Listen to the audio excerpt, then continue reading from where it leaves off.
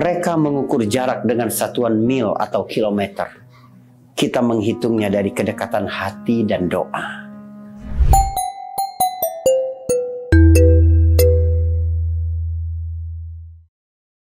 Mari merasakan kekuatan doa.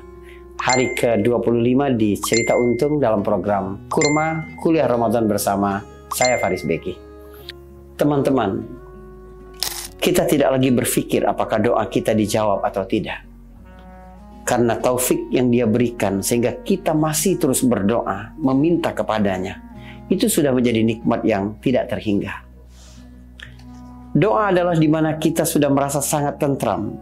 Karena di saat yang lain mulai jenuh, Allah tetap setia mendengarkan.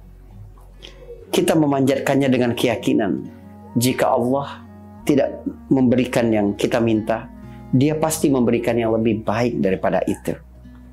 Doa adalah di mana usaha menjadi sangat megah karena melibatkan Dia dalam usaha itu. Di mana kita tidak bisa berpura-pura kuat dan menyembunyikan kelemahan kita. Saat kita menyapanya, Ya Allah, dan itu sudah sangat indah. Kita memanggil namanya, Ya Allah. Kita menyerukan nama-namanya yang baik, Ya Rahman, Ya Rahim. Itu adalah bentuk bagaimana kita mendekatkan jarak kita dengan Allah Subhanahu wa Ta'ala. Tapi memang ada beberapa tantangan dalam berdoa. Ada pertanyaan yang masuk pada kita pada hari ini. Saya sering berdoa, tapi kok rasanya nggak dikabulkan? Kadang jadi malas berdoa karena merasa percuma. Kenapa bisa begitu? Saudara, Nabi SAW bersabda, Udu'ullah wa antum muqinuna bil ijabah. Berdoalah kepada Allah dalam kondisi kamu harus yakin 100% bahwa doamu itu diijabah oleh Allah Subhanahu wa Ta'ala.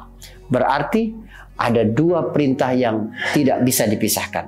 Yang pertama adalah perintah meminta kepada Allah. Yang kedua adalah perintah yakin bahwa doa kita diijabah oleh Allah Subhanahu wa Ta'ala. Sehingga kalau kita hanya meminta tapi tidak yakin, maka menjadi sia-sia. Kalau kita yakin tapi kita tidak meminta, maka dia juga tidak ada gunanya.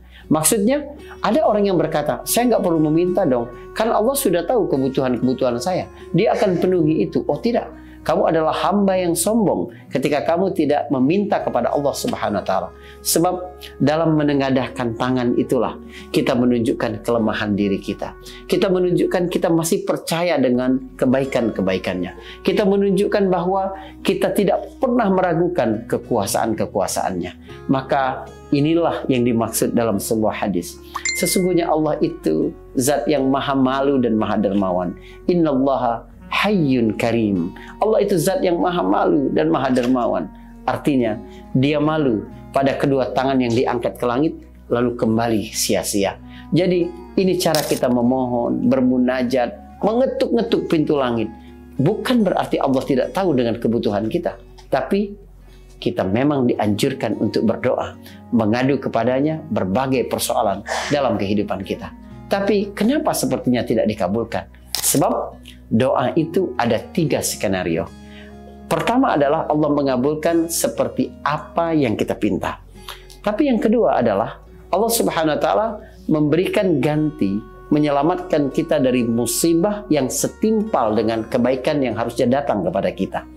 Yang keempat adalah Allah menundanya nanti di akhirat. Dan ini adalah kebaikan yang sangat besar. Sebab tidak ada balasan yang serupa dengan balasan akhirat. Seorang hamba yang mengerti tentang hal ini akan ridho dan tidak pernah merasa sia-sia dalam berdoa. Yang penting adalah dia menabung pahala, dia merawat tauhid, dia menjaga prasangka baik kepada Allah Subhanahu wa Ta'ala dengan tetap berdoa. Jika Allah tidak berikan seperti apa yang kita minta, dia yakin bahwa pasti Allah tahu mana yang terbaik bagi kehidupannya, mana yang tidak boleh dia peroleh pada saat ini. Kadang Allah menunda sesuatu, itu juga untuk kebaikan. Sebagaimana Allah kadang mempercepat sesuatu, itu juga untuk kebaikan. Begitulah kita berdoa, begitu pula kita berharap. Jadi ada dua hal yang sama-sama saling menguatkan. Berharap akan menguatkan doa, doa akan menguatkan harapan. Ada pertanyaan, saya ingin berdoa dengan hati yang benar-benar yakin, tapi kadang sulit. Gimana caranya biar doa saya lebih kuat? Kenapa hati sulit untuk yakin?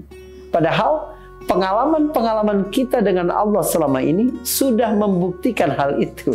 Lihat ya, Allah Subhanahu wa taala ketika menurunkan surat Ad-Duha, ini kan dalam keadaan Nabi SAW merasa sangat sedih ketika orang musyrik datang kepada Nabi dan berkata, jangan-jangan Tuhanmu itu meninggalkan engkau ya Muhammad. Nabi SAW sedih, merasa bahwa jangan-jangan iya gitu. Lalu Allah turunkan surat Ad-Duha. Dalam surat Ad-Duha, Allah SWT menyebutkan kepada Nabi SAW, ma wadda'aka rabbuka wa ma qala. Tuhanmu gak mungkin berpamitan kepadamu. Artinya pergi sebentar saja, Tuhanmu gak pernah. Apalagi membencimu. Dia tidak mungkin itu. Lalu Allah menyebutkan apa yang sudah dia lakukan di masa lalu, sehingga Nabi harus yakin bagaimana menapaki masa depan. Begitu juga kita. Lihat dalam surat Ad-Duha itu, alam yajidka yatiman fa'awa wa wajadaka dhallan fahada wa wajadaka a'ilan fa'aghna. Subhanallah. Nabi diingatkan, bukankah dulu Muhammad engkau dalam keadaan yatim, lalu kami yang mengurusmu. Orang dalam keadaan yatim. Coba lihat, ini menimpa pengalaman traumatik menimpa Rasul Shallallahu Alaihi Wasallam. Coba bayangkan, pengalaman traumatik menjadi yatim itu benar-benar pernah menimpa diri Nabi Shallallahu Alaihi Wasallam. Ketika orang-orang Mekah datang kepada wanita-wanita dari Bani Sa'ad yang menawarkan diri untuk menyusui anak-anak mereka. Orang-orang bergegas mengambil bayi-bayi yang masih memiliki ayah, sehingga tinggal Nabi yang tidak memiliki ibu susuannya. Orang tidak mau. Apa yang bisa diharapkan dari bayi yatim? Subhanallah. Tapi kemudian Allah memilihkan Halimah untuk Nabi SAW. Rumah yang penuh berkah dan Nabi belajar banyak hal tentang kehidupan di rumah itu. Lihat bagaimana Allah menyusun skenario. Dia ditolak ketika dia masih kecil itu. Tapi Allah yang kemudian bekerja. Allah yang menentukan jalan kehidupan Nabi SAW. Kamu dulu kan yatim. Kami yang mengurusmu. Kami yang membereskan masalah-masalahmu dari engkau kecil. Terbukti yatim pun tidak mengapa jika Allah Subhanahu wa taala tetap bersamamu.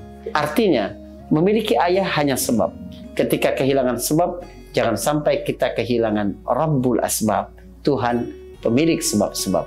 Lalu Allah berkata, wa wajadaka dhallan fahada. Bukankah dulu dia dapati kamu dalam keadaan bingung, lalu dia memberikan petunjuk. Rasul Shallallahu Alaihi Wasallam melihat praktek jahiliyah di Mekah.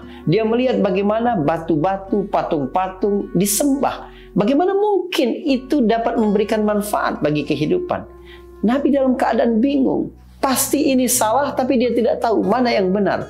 Lalu Allah turunkan kepadanya wahyu, kepadanya petunjuk. Sehingga dia menerima wahyu itu dan mengajarkan, membawa petunjuk kepada seluruh manusia. Wa wajadaka a'ilan fa'aghna. Dulu kamu juga miskin, tapi kemudian kami yang membuat hidupmu berkecukupan.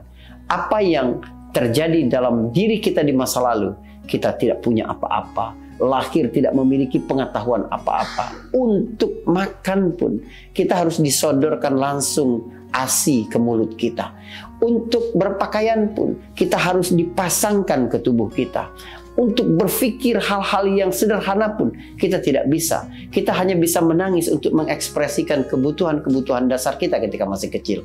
Tapi berkembang, berjalannya hari, waktu-waktu dalam kehidupan, kita menjadi lebih pintar. Kita dicukupkan pakaian kita, makanan kita. Sudah bisa bekerja untuk mendatangkan rezeki sendiri, menjadi penyebab rezeki untuk diri sendiri. Lalu kita tidak yakin dengan kebaikan Allah Subhanahu wa taala. Kenapa kamu tidak melihat masa lalu yang sudah Allah cukupkan dalam hidupmu?